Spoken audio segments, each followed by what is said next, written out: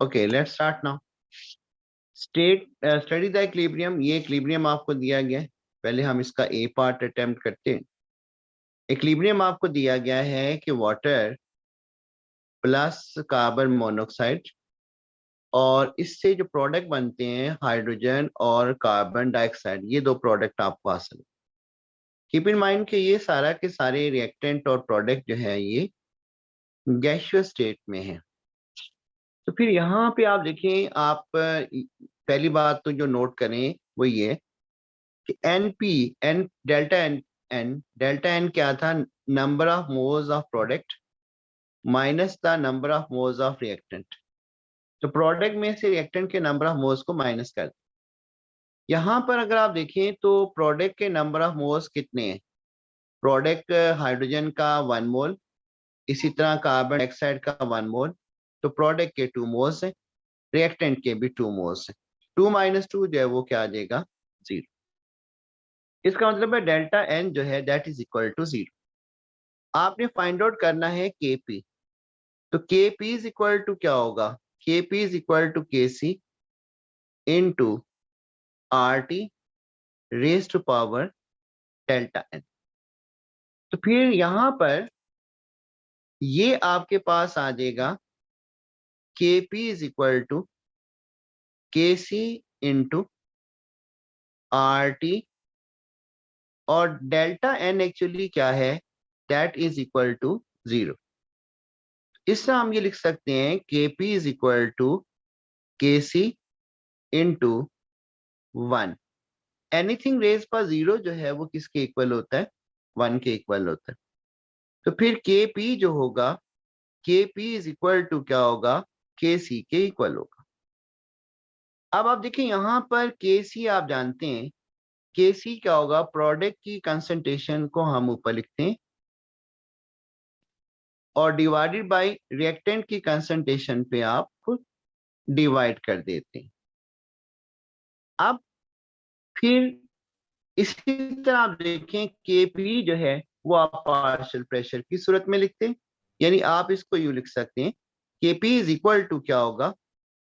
एक तो ये केसी के इक्वल है, यानी थोड़ा गलत लिखा गया है, यानी ये प्रोडक्ट की कंसंट्रेशन को ऊपर लिखेंगे और रिएक्टेंट की जो कंसंट्रेशन है, रिएक्टेंट की कंसंट्रेशन पे हम डिवाइड कर देंगे।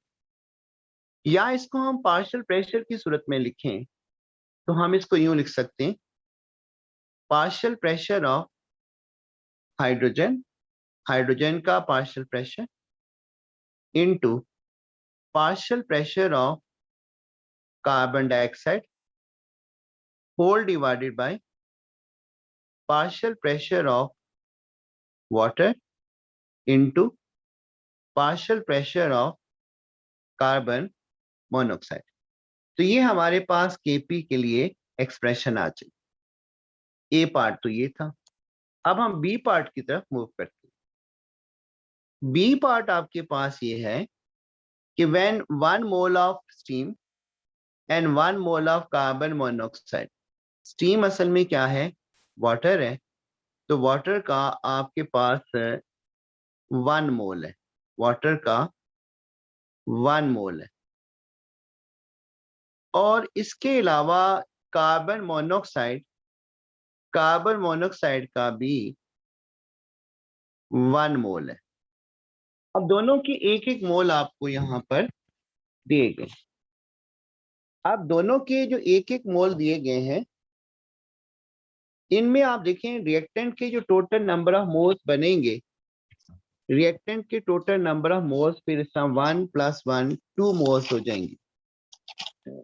रिएक्टेंट के टोटल मोल्स जो हैं वो 2 होंगे, यानी हम लिख देते हैं टोटल मोल्स ऑफ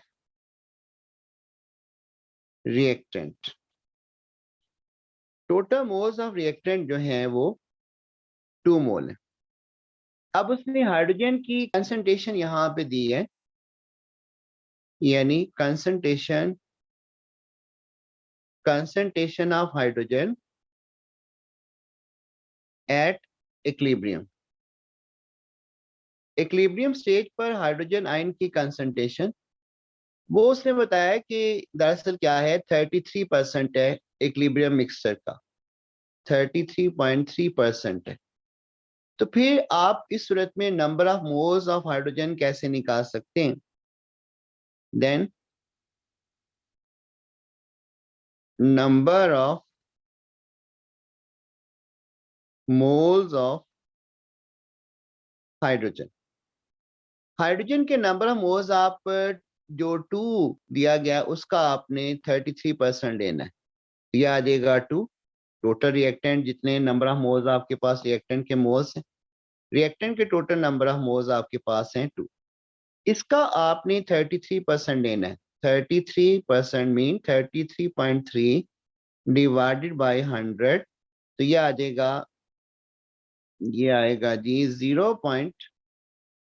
0.0666 मोल आ जाएंगे। और जितने मोल हाइड्रोजन के होंगे उतने ही मोल कार्बन डाइऑक्साइड के होंगे। इससे आप देखें, इसको हम यूं लिख सकते हैं, हमारे पास रिएक्शन इस तरह है कि वाटर प्लस कार्बन मोनोऑक्साइड, इससे आपको hydrogen plus carbon dioxide gas आपको हासिल होता है। शुरू में आपके पास वाटर का 1 मोल है, कार्बन मोनोऑक्साइड का भी 1 मोल है, लेकिन इसके आपके पास 0 मोल्स हैं। when time is 0 second mean at initial stage, initial stage पर सूरत हाल ये है आपके पास when t is equal to 0 second। लेकिन जब आप देखें इक्विलिब्रियम होगा तो इसके तो 0.66 मोल्स बन चुके होंगे और इसके भी 0.66 मोल्स बन चुके होंगे, ये इक्विलिब्रियम पे हम बात कर रहे हैं।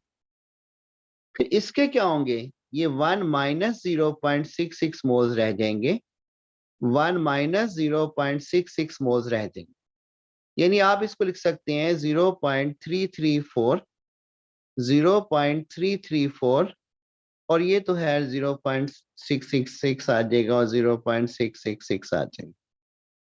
अब केपी की एक्सप्रेशन आपने फाइंड आउट करना है, और हमने ऊपर लिखा कि केपी असल में केसी के इक्वल होता है, और इस केस में ऐसा है तो उस सूरत में आपने केसी की एक्सप्रेशन आपने ऊपर लिखी थी, हाइड्रोजन आयन की कंसंट्रेशन, कार्बन डाइऑक्साइड आयन की हाइड्रोजन आयन कह रहा हूं, हाइड्रोजन की कंसंट्रेशन, कार्बन डाइऑक्साइड की कंसंट्रेशन, वाटर की कंसंट्रेशन और कार्बन मोनोऑक्साइड की कंसंट्रेशन, ये सारी कंसंट्रेशंस आप इसमें पुट कर दें, यानी ये आ जाएगा 0.666 into 0.666 whole divided by 0.334 into 0.334।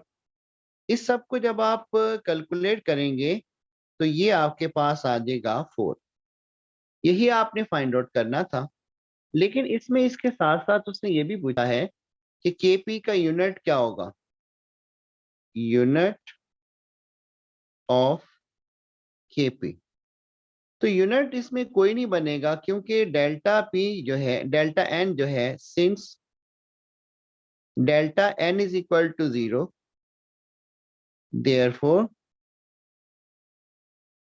KP has no unit, KP का कोई यूनिट नहीं होगा।